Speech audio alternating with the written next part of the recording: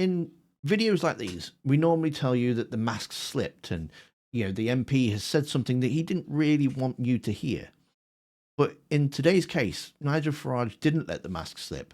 He took it off and threw it on the floor. Nigel Farage is finally an MP.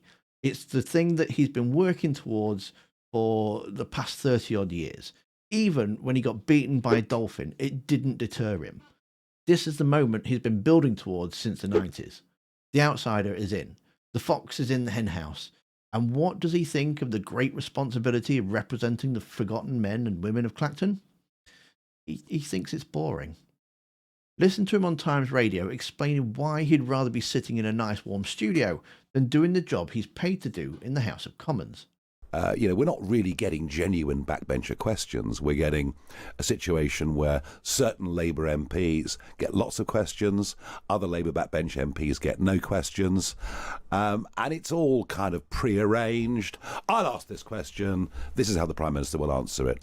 And so if it begins to feel false... They've always done that, really, though, haven't they? Yes, but the extent to which it's being done now is quite extraordinary. Look, we should explain, Patrick, the way PMQs is structured, it's skewed towards the government and the official opposition, which at the moment, of course, is the Tories. So Kemi Badenoch gets 6 questions every week. The Lib Dem leader Ed Davey with his 72 MPs gets 2 questions, but neither Reform, who have 5 MPs these days? Yeah. So hard to keep track. Or the Greens with their 4 MPs, they don't necessarily get questions at all. It's your agent. But I mean, you are an MP. A lot of people do think you are supposed to be in Parliament right now. You're not the first Westminster leader we've had sitting in that chair. We had Stephen Flynn sitting in there a few weeks or perhaps months ago. But how do you, for yourself, justify being here? Because I'm wasting my time sitting in there. Because I have been referred to in PMQs by the Prime Minister 49 times. Directly, me, 49 times over the course of the last few months. And it's pretty insulting stuff. I don't get a chance to respond. I can't see the point of being there. I mean, you're not a stranger from the airwaves generally. No, I'm not. But would you sit inside a place where you get accused of all sorts of nonsense without any means of responding? And I'm not coming here as a protest. I'm coming here because I think, sitting in this chair with you today and with Patrick today, I can make a more positive contribution. This isn't a man frustrated by bureaucracy. This is a man who realised that governance is hard work and decided he'd rather be a pundit. He even says straight up that chatting up to a radio host is more positive contribution than sitting in Parliament. He's telling you to your face that he checks out when the cameras are off. But here's where it gets dangerous, because he isn't just bored. He's bored and expensive. Farage wants to play the general. He wants the mass increases in defence spending. He wants to hit that 3% of GDP target for the military, tanks, drones, the works. And fine, maybe you agree with that. But money has to come from somewhere. And usually, when a politician wants to spend billions on the military, they waffle on about efficiency savings or growth. But not Nigel, no. He tells you exactly who's going to pay for it. How difficult is cranking up that defence spending and not hitting other parts of the state? Well, I think you're right. Does it have to be the ultimate priority? I think you have to decide what your priorities are. You have to mean it. I mean, the Prime Minister's answer there was jam tomorrow, basically. Yeah. That's really what it was. Look, I think the ultimate truth and what we're going to have to put to people, and it won't be that easy, is we have to significantly cut the welfare bill.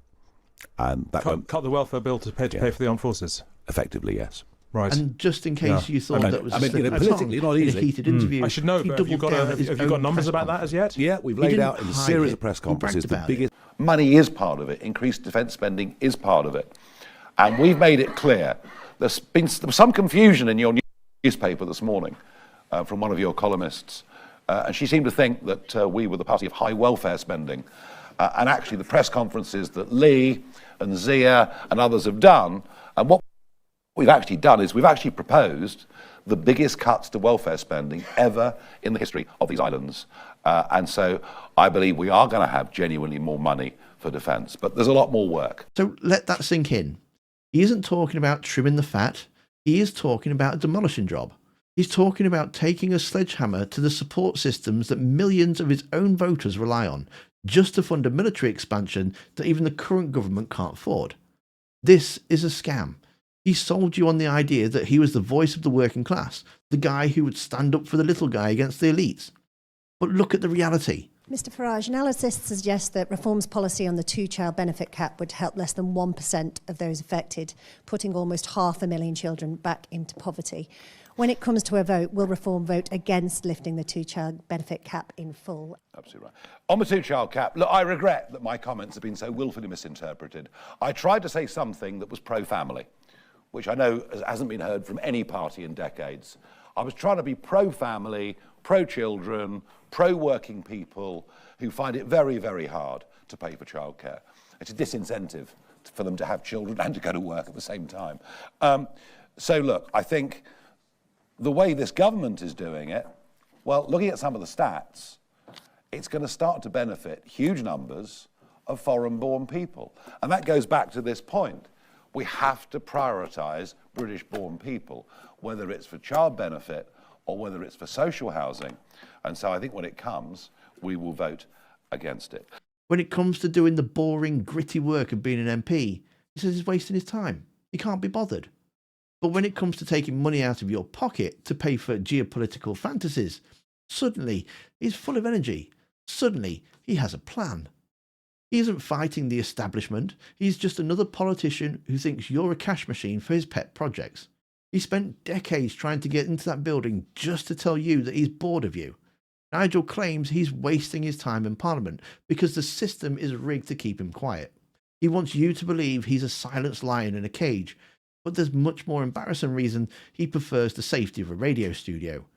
Because when his hand-picked Reform MPs actually do get to the microphone, they aren't destroying the establishment. They're asking questions so baffling and pointless they make the government look competent by accident, which you can see in the video on screen now. Thanks for watching. Don't forget to hit that like button, and I'll see you next time.